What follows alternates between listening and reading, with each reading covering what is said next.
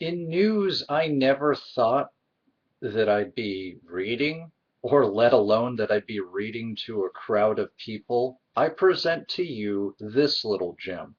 Now, at the top of this, I want to remind people that at this particular point in time, everything is simply alleged. And I don't want people taking this on as being that what is described is absolutely there, because we don't have all the proof in. The trial has not happened. And at this particular point in time, this particular personality has pled not guilty. So keep that in mind as I read, but this is still a bizarre read whether it's actually happened or not. Voice of Charlie Brown upset by ex's boob job. Peter Robbins accused of stalking, threatening ex and plastic surgeon. More details are trickling out on why exactly the voice of Charlie Brown, end quote, was arrested Sunday. Peter Robbins was allegedly quite unhappy that he paid for the breast enhancement for a girlfriend. And then the relationship didn't last. Aww. The 56-year-old is accused of stalking and threatening both the ex-girlfriend and the plastic surgeon. He pled not guilty yesterday. The AP reports prosecutors say Robin followed the surgeon, calling and threatening her so many times in his demand for a refund that she moved to a hotel and hired an armed guard for her office. Now that part I might be able to believe, just because if this is what the doctor did, then this doctor's not going to just do this. That's a lot of money for somebody who does make a ridiculous amount of money, but it's a waste of time. And what, the surgeon's doing this for the ex-girlfriend's benefit? Come on now.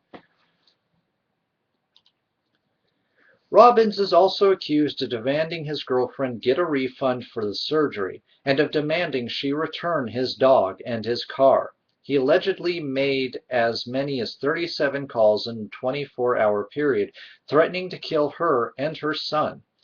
On New Year's Eve, he allegedly confronted his ex in a hotel room, where he beat the dog and said he wouldn't stop and would kill her, too, unless she got a refund. He's also accused of grabbing her by the neck and shoving her against the door the same night. Prosecutors say he had been practicing shooting and had recently bought a gun, which he had yet to pick up.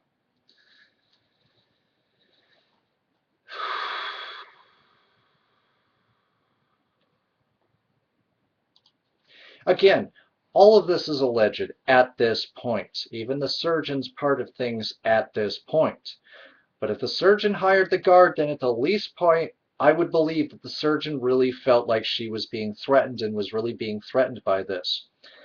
Part of me can't help tee-heeing at the thought of what if he made some of the voice calls with the Charlie Brown voice. Obviously, he wouldn't do that. I don't know how voice actors operate in their own days.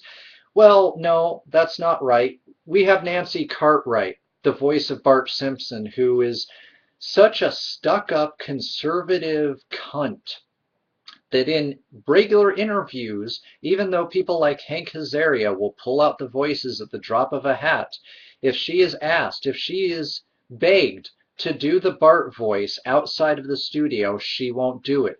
But she'll do the Bart voice for a Mitt Romney ad. Yeah, I'm sorry. Nancy Cartwright is an out-and-out cunt. But I digress. I don't know the lives of these voice actors and voice actresses. There's certain voice actors who I would love to have in bed, and to some degree I'd love them to do the character voice. Of course, I think if I've heard it correctly, sometimes they get people like me and it turns them off because they consider it creepy. Fine.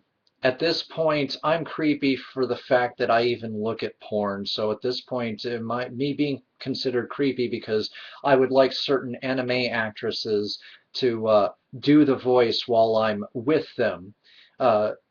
Is that really the creepiest thing?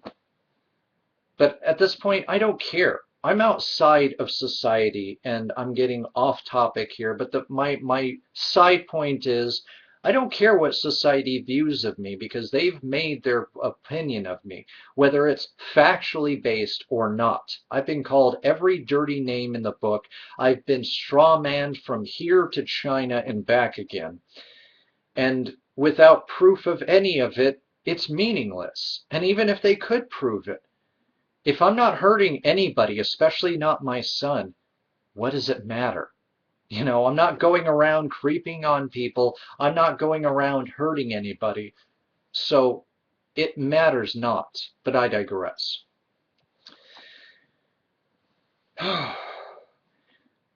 reason why it's not hard for me to at least believe parts of this is the fact that I've seen this play out.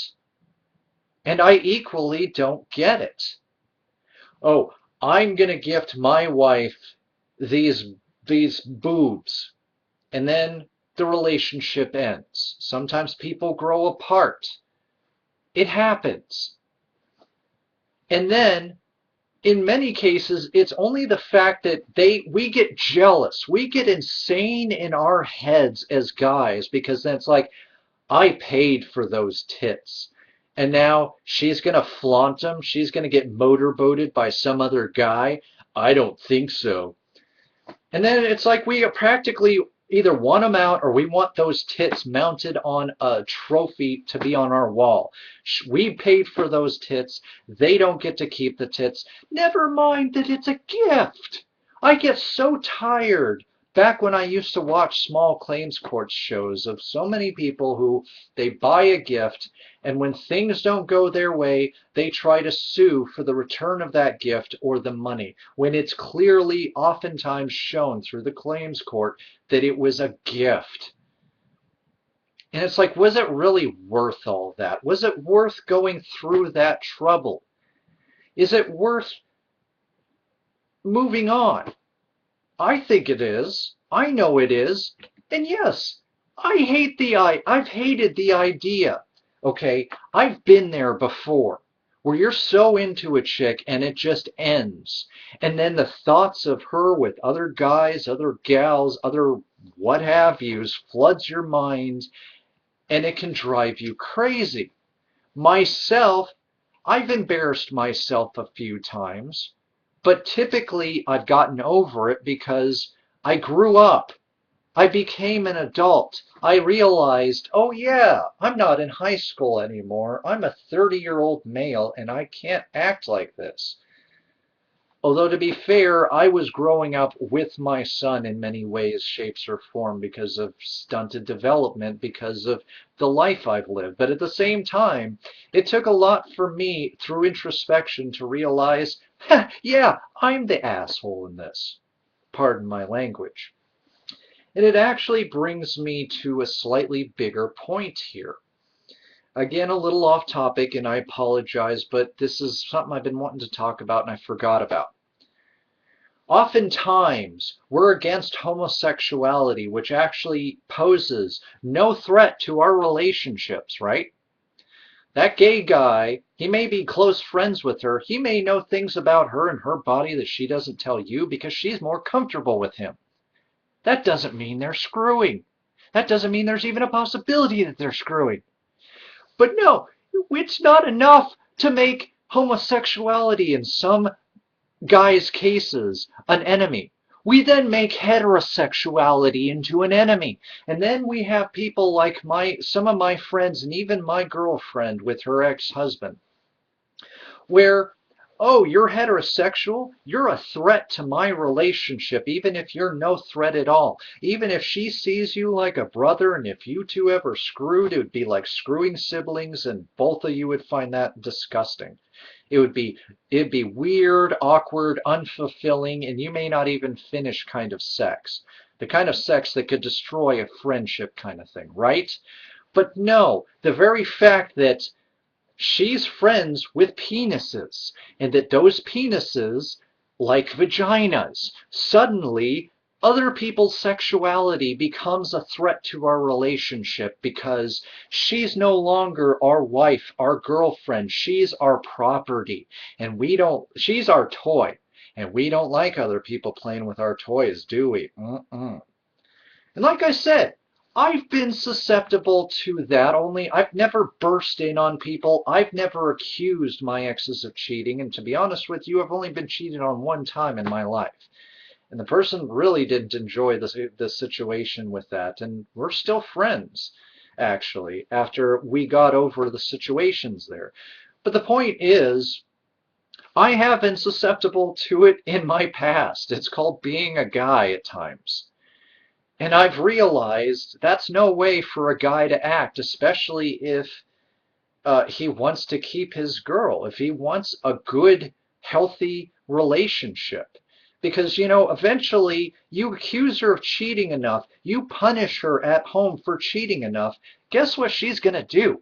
She's going to go cheating because if she's going to be punished for it, she may as well be punished for the crime and not committing the crime. And no, I don't consider that dishonest or dishonorable.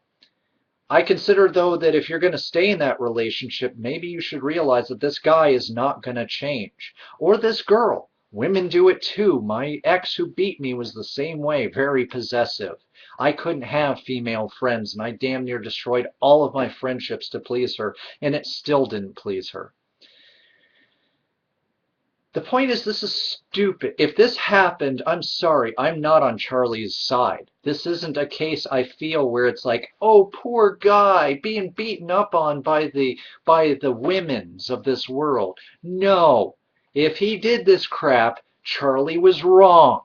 If he didn't, though, his ex-girlfriend is wrong. That's where being middle of the road comes in on this. Until I know anything, I have no opinion one way or another. This is just one of the craziest headlines I ever thought that I would never read in my life.